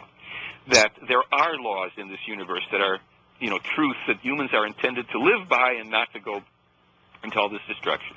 As far as this planet is concerned, some of the earliest incarnations of this spirit form are known to us through the names of different biblical prophets. Now, let me be very clear about something here. A person who was somebody in a former life is not that person again. And no prophets or gods, according to the information in the Meier case, are ever meant to be worshipped, deified, because we're always speaking of human beings. So, there was Enoch. There was Elijah. I mean, probably not chronologically right here, but Enoch, Elijah, Jeremiah, Isaiah, Emmanuel, Muhammad, and Billy. 7 prophets for this planet. All were the same spirit or spirit form, each a different personality, not one of them a god. And all of their teachings would be, up until now, corrupted, there were 2 religions that were created out of these teachings. Emmanuel, who we may have remembered, and I'm, again, not a biblical scholar, but I did find this in Isaiah. The new Savior would be called Emmanuel, the new prophet, Messiah. And in Matthew, they speak of Emmanuel as well. So no Antichrist. Yes, and we can lock into that. We'll talk about that when we come back. Also want to talk with you about chips and things that he said might be embedded in all of us one day. I'm George Norrie, back in a moment. Oh, yes, we'll take your phone calls, too. Okay, we'll take your phone calls with our guest, Michael Horn, and we're going to talk more about these predictions. The Antichrist, will it be? We'll see in a moment on Coast to Coast AM. Okay, Michael, to the Antichrist we go, and some of the things that they told him. All right. In order for me to just be clear on that answer, I have to qualify this, the term, and my understanding of it, and that's what I was about to get to, so I'm not trying to be evasive. When we use the term Antichrist, it probably means a specific thing to you and to any number of your listeners. I would agree with that. All right. In the Meier case, what they are saying is that the man, Jesus Christ, was a fictitious compilation or a construct of a man whose name was Emmanuel. And Emmanuel, who was foretold in Isaiah and who's mentioned in Matthew, was indeed born and was crucified, although they say he did not die on the cross. This is where I said when you pull the thread here. So when you say Antichrist, they are saying the very term that was given to this man, this very name, which Emmanuel apparently knew he would be called, because this is in the Talmud, Emmanuel. George, here we are.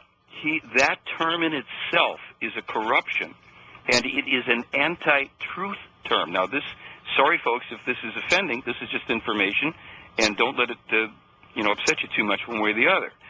So what they are saying is this, that anything that is against truth, such as a church that's installed and created on untruth, is the Antichrist in a sense, or anything that is truthful will be the Antichrist, the anti-untruth. This is where I'm at in my understanding on this. There is a beast that they're talking about that they say, there's two things that they've attributed so far, which is the supercomputer that will be in Brussels, that will be tied into the DPS satellites, biochipping people, and also the devastation of the environment. Now, you have to remember, and I'll come right back to this Christ thing as much as you want, because there's a whole book coming out called the Talmud Emmanuel, and it will be out hopefully within the next 4 weeks. This was co-discovered by Meier and a man named Issa Rashid in 1963 in an abandoned tomb on the outskirts of Jerusalem. James Deardorff, who I mentioned before, was the first person to try to debunk it once a portion of it had been translated and then from Aramaic, in which the scrolls that were found there were written then into German, then into English. He thought it was a Bible hoax.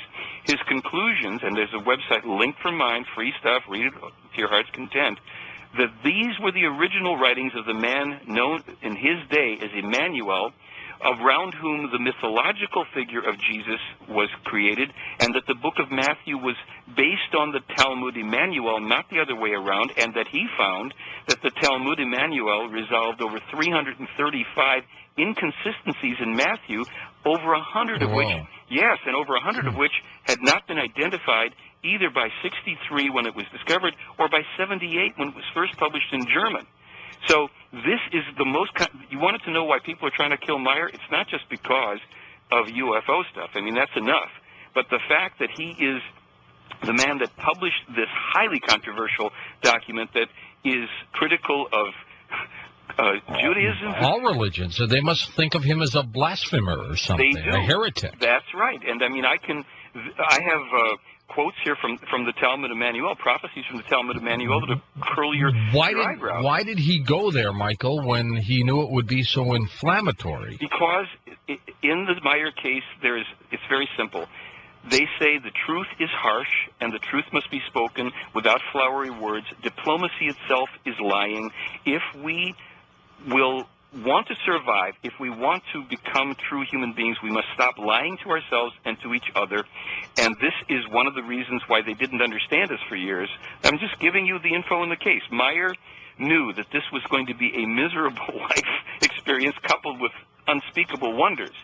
And that when he was taken back to Jerusalem in 32, this alleged time travel trip, and he spoke with this man, Emmanuel, he told him that he would leave something for him that he would find in his own time, meaning Meier's own time. And with this man, Issa Rashid, they found these scrolls. And when you look at the dates, even of the earliest German publication and the things that were translated, they weren't known, and some of them didn't occur until after the book was published, such as the oil fires, which darkened the skies for days at a time. In the Talmud Emmanuel says that in a distant time, in their lust and greed, for power, men will ignite the very oil of the earth and darken the skies, and the soot will fall on everything, blah, blah, blah. They will create projectiles of metal that they will fill with the very cornerstones of life and deadly air, and they will hurl them against each other. They will travel in machines made of metal on the earth, the seas, and in the sky. And this is where we're going in the Meier case. You can take all the UFO stuff out of it. When you go into the prophecies in the Talmud, when you go into the prophecies that Meier himself has written, and I know people want to, get to questions. I'll just give you a couple quick things, and all this is readable on my site. 1958, number 6 in that document. In Iraq, a war will be led through the United States of America, through their country's president. However, this will be without success, for which reason one of his sons, who will likewise be the USA's head of power, will, in the third millennium, unleash a second war in Iraq, which will ultimately lead to an unbelievable disaster. and to torturing as well as to mass murder through U.S. armed forces and the rebellious. Number 23, because of unrestricted prostitution, in about 25 years, an already embryonic deadly epidemic will develop worldwide that will be named AIDS and will finally cost several 100 million human lives. This was sent to 25 European governments. Only one response, I think. And this is the last one because let people have at it here, but through the madness of his overpopulation, the human has already detrimentally altered the world and the climate in such a way that a climatic warming becomes apparent that will be carried far into the third millennium and release monstrous natural catastrophes, etc., etc. Now, if you want me to stop and answer some questions. Yeah, we'll take a few, and then we'll keep coming back, okay? Yeah.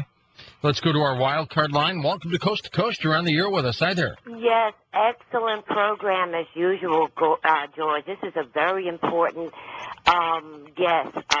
Michael, I really am thankful for your work. Besides George's show, I became familiar with, I'm a regular reader of Nexus magazine. Oh, yes. Yeah, and they seem to do regular articles updating on his prophecies. I have a comment and a question.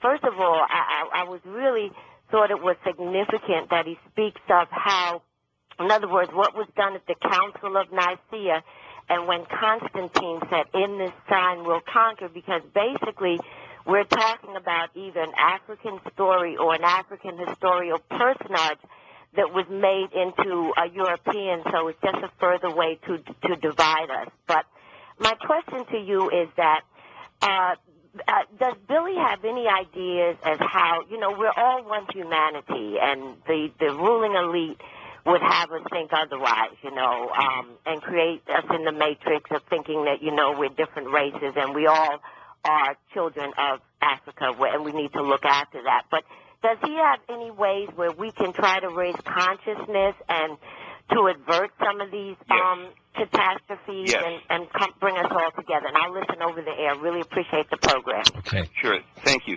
Let me answer that.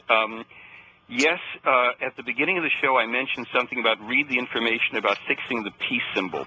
That article, it will take you to something called the Saalome Peace Meditation. The Plejaren have said that that is the single most useful thing that we can do as a people to increase peacefulness on the planet, collectively in groups. Also, the very bottom line, that's the global. And there are many other things that are very practical in terms of how we put down wars, terrorism, criminality, etc., because they've said long ago, your war on terrorism will not be won militarily. And Meier had written about this before the Iraq attacks, but let's go to the other point. Here's the simple answer. The monitoring of one's thoughts, the essence of the whole matter, is self-responsibility. That's why this mission is also, and I'm using that word because that's what they call it, tied in with the Talmud and certain things, Talmud and Manual, because they are saying you have humanity, you have been manipulated and misled for eons by various forces, including extraterrestrial forces that had been based on this planet up until 1978, which were behind all of your religions to get you to be following something outside yourself, to be fearful, to be at each other's throats. Your power is within. Remember, we spoke about reincarnation and the power of the human spirit. That is the most powerful thing in existence, that spirit, because it is the hologram of creation. Now, we are becoming more and more spiritual, but our consciousness is the tool, because thought is the most powerful thing short of spirit. What we think, what we empower, what we perpetuate. And so there's information on my website about this in the Saalome meditation, on the workshop DVD that tells you about the simple technique. There are many ways. You don't have to follow some, belief here or anything, to take back the power and to start to become personally responsible. That's become a bad word. It's like when someone says, they must hate us because of our freedom, or they must this, or they must that. What this case is saying is, look, cause and effect rules the universe. It's not an outside deity, a God, a savior. No one's coming to save you. Forget your messiahs, priests, gurus, rabbis, master saints, angels, and extraterrestrials. It's you. And it's within you. And as overwhelming and as frustrating and as angry as it may be to hear that, that's the truth. We want nothing from you except that you don't blow your planet up to smithereens and ruin the rest of the universe. And we will see you in a few hundred years when you've attained parity with us and become human beings. So I'm not trying to make a big speech here, but the question's so important. That's the essence. If you get in touch with the Saalome meditation, check it out, turn that peace symbol right side up and see how you feel when you look at it. Read the information about it. There are some simple things. You don't have to give your power away to anybody, not Billy Meier, the Playaran, or anything else.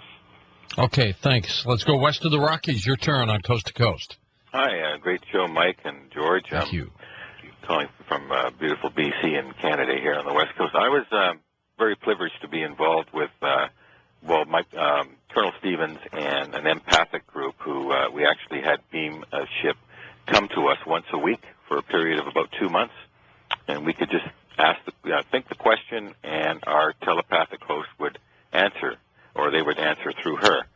So I was just wondering if you've heard of a Ludi Francesca, and if not, so be it. But basically, getting back to the Enoch prophecies, I think it's important to note with all the dark, prophetic, maybe sort of kind of stuff that they suggest, that they did mention that it's all within ourselves, as your guest mentioned, that it's about our own thought processes, our attitude, and our perception of truth and efficacy, essentially, that is going to win over our hard times ahead. And further to that, I think Wendell Stevens, when I was speaking to him, mentioned that there were a number of contactees. I'm not trying to take anything away from our friend Billy Meier, but I'm just saying that they have made efforts around the world to get the word out about our crisis situation and what we can do to help ourselves. And I think we've turned a corner, actually, and that's why there's so many sightings right now throughout the globe, that we have turned the corner. A part of that was the opposition to going into Iraq in the beginning with the millions of people who protested that globally. And I think there's sort of a mindset, a mental transmission, if you like, called out to the higher realms and brothers and sisters of the star systems that have now appeared and are involved in cleaning up some of the lesser and more evil and less ethical elements that are controlling our governments, religion, and other institutions. So I just wanted to compliment both of you on a fantastic show. And if you have a question for me, that's great too. But I'm just saying it was one of the highlights that changed my life forever. And they essentially not so much assigned me, but they suggested to me to be a transmitter of truth. And this is probably my 60th call on your show, George, and I wanted just to compliment you for your capabilities and what you've accomplished since you've taken the realm there. You've done a lot for our future, and so have your guests who are looking forward to a more positive outlook. Okay, well, there you have it, another contactee type, Michael. Well, can I give you two things on that, George? Yeah, go ahead. This was just translated today from the fellows in Australia, Gaia guys, and that was a perfect intro to it. I disagree with something he said, but it's more important than what we do agree on here. This is from Patah speaking to Meier, ostensibly on January 15th, relating to the likelihood of a third world war. We must wait to see what the future now brings in this regard, whereby one can hope that the course of the U.S. war opposers up to this point is maintained, and the same is done by all the other peoples of terrestrial countries, because thereby the danger of a world war is ever more diminished, and so the relevant prophecies in regard to their fulfillment can be averted. At this time it looks good for that, whereby one can hope that it also stays that way. And he says, we were able to now clearly determine that also diverse people at the UN read your, meaning Meier's, bulletins and special bulletins, which has now resulted in authoritative people taking seriously your warnings and our conversations in regard to climatic destruction. And he refers back to those things that we were reading from 1951 and the ones that are in the 1958 thing that people can, read as well. Okay, let's go to our East of the Rockies line. You're up with us on Coast to Coast. Hi there, good morning. Hello, Mr. Norrie, Mr. Horn. Good evening. I'm calling from Chicago, and I've been intrigued by the Billy Meier's case ever since I first heard of it some years ago. However, I do have a scientific background, and what I've heard so far about the tachyon drives has not failed to convince me because there's nothing for me to really grasp upon. Also, some of the names of the persona involved, such as Ptah and Semyaza. Historically, Ptah was, in the Egyptian polytheistic system, the craftsman of their gods. And Semyaza was supposed to be the leader of the 200 watchers, or sons of God, that lusted after the daughters of men who came down from whatever state that they were in and mated with human women and begot the Nephilim. You want me to respond, or did you have more? Yes, sir. Okay, sure. Let's go on the scientific level of it. If you have time, go to my website and read. There's scientific experts' comments on the evidence in the Meier case, and actually David Froning's exact words are in there, as well as other people, and then you can see the kind of whole context of it. Number two, Ptah was a human, according to the Meier material. His brother was Saalome. They were the sons of an extraterrestrial. In this case, again, it's a similar name, although his name, I believe, is spelled P-T-A-H, and this Ptah is this alleged person is P-T-A-A-H. But as far as Semyaza goes, you're incorrect, because the woman in this case is Semyaze, with an S-E, not a A at the end. Semyaza, the gods. This extraterrestrial God, Semyaza, is referred to, obviously, in the Bible, as well as it's referred to in the Meier material, that these are two distinctly different names. It's kind of like, if you've got somebody's name, Tony or Anthony, that's a bad example, but it's a little late at night for me here. But if you understand, two distinctly different names, they're just similar, just like Quetzal and Quetzalcoatl, two different personages. Stay with us. We'll be back. We'll take final phone calls in just a moment. On Coast to Coast AM, I'm George Norrie with our guest, Michael Horn.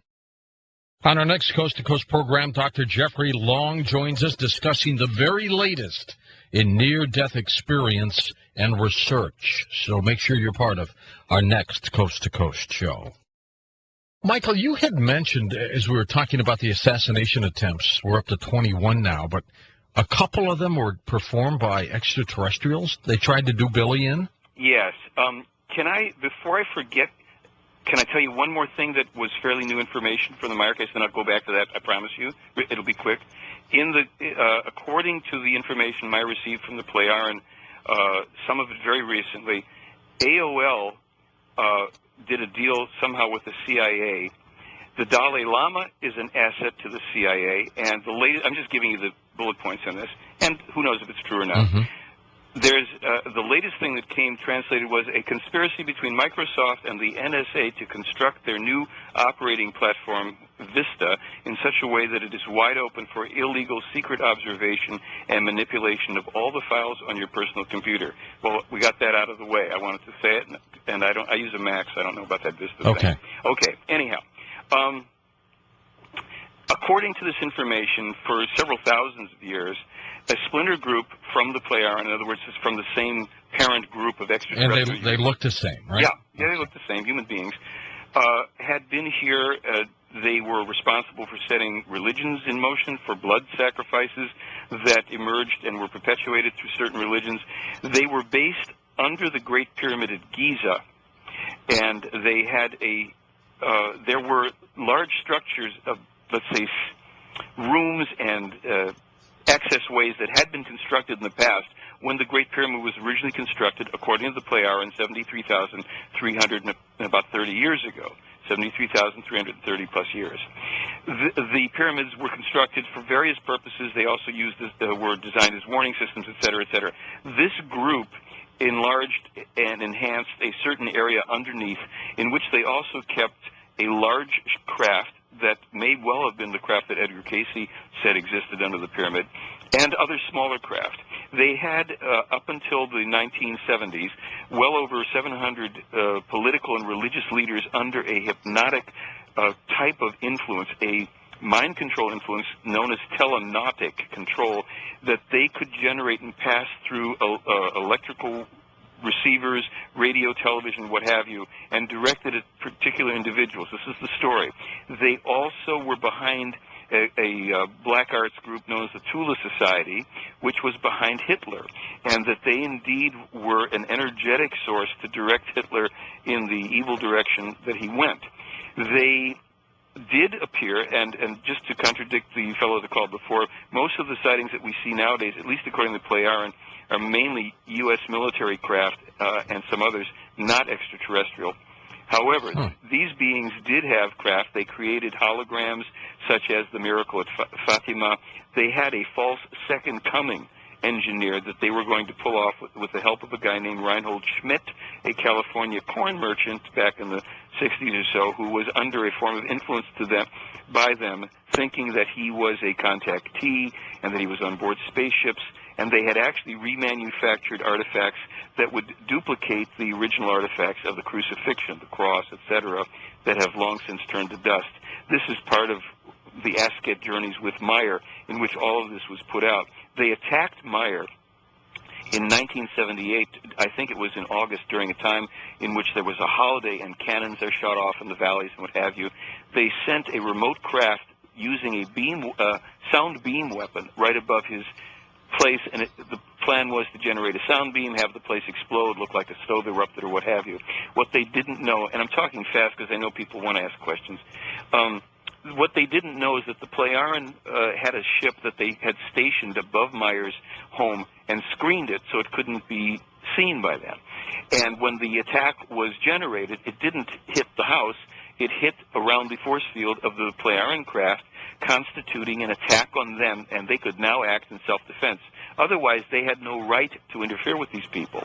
So they were then able to remove them from the planet and send them off. A name associated with that group was a name of Ashtar. A lot of people were believing they were in touch with an Ashtar being and channeling Ashtar and all that. And he was one of their minions. And they apparently were also connected to a phenomenon. Remember the Bo and Peep group in Oregon that were calling people to leave their belongings and they were going to go in a spaceship? And actually, I think the man was ultimately turned out to be the guy who was then later on in the cult in San Diego, Marshall Applewhite or what have you. The Heaven's Gate people. Yeah, and apparently a bunch of people did disappear, never to be seen again. But they're not being taken by little gray guys. They were taken by these very negative ETs. And that's a kind of compressed, fast-forward version on these beings known as the Ba'ath, or Giza intelligences, who were enemies of Meier and had attacked him in different ways, but this was the more, potentially deadly attack. Well, it's fascinating, too, that this splinter group had some involvement with the pyramids. Only in terms of utilizing the space beneath them for their, kind of location. But there were names like Jehovah, Kamagal, and others. Oh, yeah. This information is in the case. It's linked. People, if they will just go and read this, they can work it out for themselves, whether it's a bunch of baloney or if it's possibly has a ring of truth to it. To the phones we go. Let's go to our wild card line. You're up with us. Hello there. Good morning. Is this me? Yes, sir. Take it away. Oh, okay. This is Brian. I'm driving through Lexington, Kentucky, and he answered one of my questions. Does he know how old Simisi is, and is she married? I'll take the question off the air. Okay. He's looking for that intergalactic dating service, I'm sure. I have an astral travel agent. And anyhow, the answer is, at this stage, she's probably something like 350 years old. Our kind of woman. Yeah, our kind of woman. Looks pretty good for her age, is recuperating still from a near-fatal accident from a number of years ago that happened in Switzerland. They are not perfect beings. They can get hurt. What happened to her? What happened was an interesting, I guess it's the wrong word. Meier was in his study, and she was in the study speaking with him, kind of perched sitting on a desk. You know how we kind of lean half up on a desk? And they usually would come when everybody was asleep and beam into the office if they were going to meet him there. And there was a fellow at at the center, whom I know all these years later, who heard a sound, and he had a feeling it might have been Semjase, and he wanted to hear her voice better or what have you, and he crept closer and made some kind of sound outside the door that startled her, and she fell off the desk, her head going straight into a metal radiator. She went face down onto the floor, allegedly hitting a device on her belt that sent her into her ship. So she was in a near-death, almost clinically dead state. Meier could do nothing about it. This other guy, Quetzal, shows up a few minutes later looking for her because she hadn't responded to his communication. He says she just disappeared. She was injured. He gets her. They bring her back to the Pleiades, which aren't the Pleiades and the night sky that we see. She is just about dead. They put her in suspended animation, and she is beyond their own ability to resuscitate her. So they call in a group of Soneans, who are these little guys that can show up without ships in your room when they need to, and with real large heads, not the almond-shaped eyes, but highly advanced, and they brought some form of a pink gel with them. Long story short, they performed some operation on her, repacked the brain, which had been badly damaged, and they said she'll need 70 years of recuperation time to get back all of her faculties, abilities, etc. And so she then went into the Val universe with Asket's people and basically resides there and has apparently made a significant recovery, but still has something like 40 years to go. That's the story. The skeptics say that her photograph was clipped from a Sears catalog. That's Asket. There never was a photograph, alleged photograph of Semjase, and this is one of these mumbo-jumbo things. Meier says there's trouble with those photographs and with a few others. His story is this. He says, look, there have been 21 attempts on my life. When they couldn't kill me, they intercepted photos. Some were doctored and altered. Some were falsified to make me look bad and stupid. I've got 1,200 good photos of UFOs. You'll have to decide. But Wendell Stevens did an analysis on one of the photos that has the alleged Asket and another woman, where people are saying these are actually two dancers from the Dean Martin show, and they look a heck of a lot like them. But Wendell said an interesting thing, and I have it somewhere. He said, we did an actual overlay and side-by-side comparison, and they really don't match. They're pretty close, but they don't match. My answer is, you know what? I don't know if they're a hoax or if they're not a hoax. Again, that's not the stuff that floats my boat, even the UFO photos. Okay, so there's UFOs. It's in the information and what we're going to do with it. Back to the phones. Wildcard line, you're up with us on Coast to Coast. Hi there.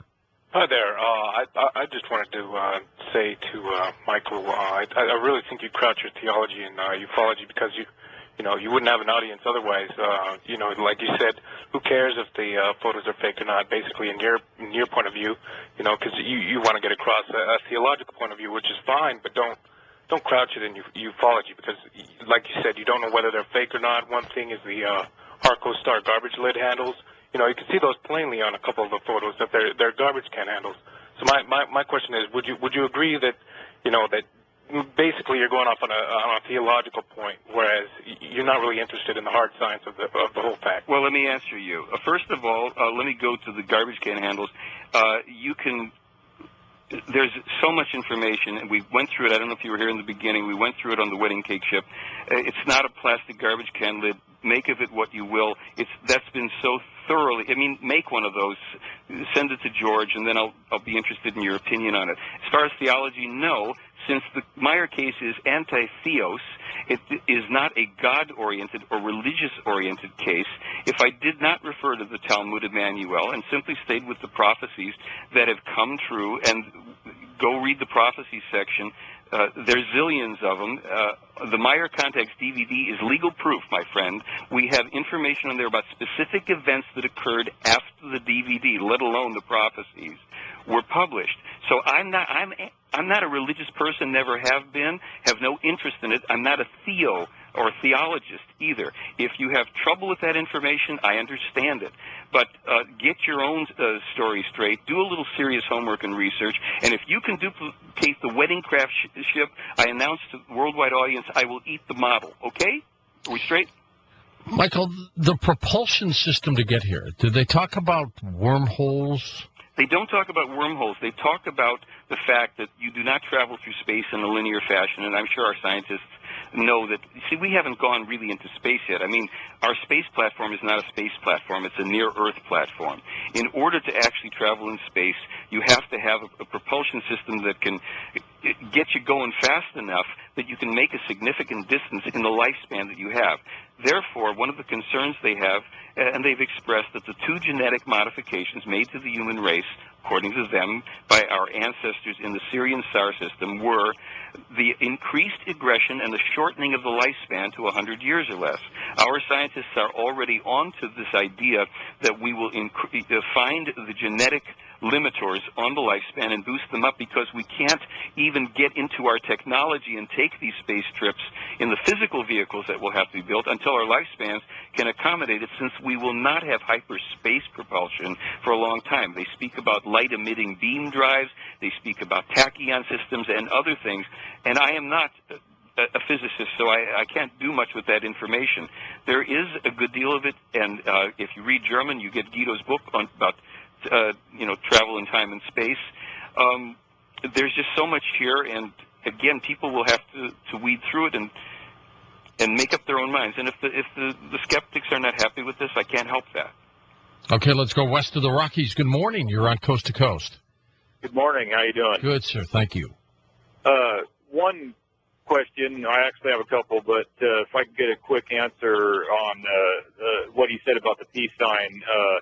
Do I understand right? Maybe that's just a psychological thing where people have to understand what we need to do in the world, or have we been drawing it wrong? We've been drawing it wrong according to them. If you look on my website, there's a whole bunch of information that the actual peace symbol we walk around with is a symbol of death. It's the cross of peace. Oh. Yeah, and that for 30 years we've been banging on these signs around, and have we created peace? It generates through the subconscious, because of the power of symbols, the opposite of what it's intended to do. The quote-unquote correct peace symbol is the tree of life. It is that upward surging, opening energy, and the more elaborate symbol that you see on my home page is one of millions of symbols that Meier was taught to recognize telepathically, so that when he types the contact reports out, he's not getting them beamed back to him in German. They're beamed back in these symbol pictures. That one is the symbol for peace.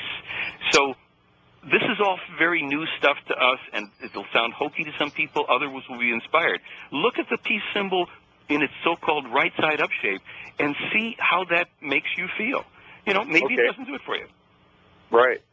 Another quick question on your prophecies. Did he say anything about what's going on in the world now with our honeybees, or possibly the lack of fresh water that we may run into later in our life? I'll take that answer off the air. Thank you. All right, thank you. Go ahead, Sure.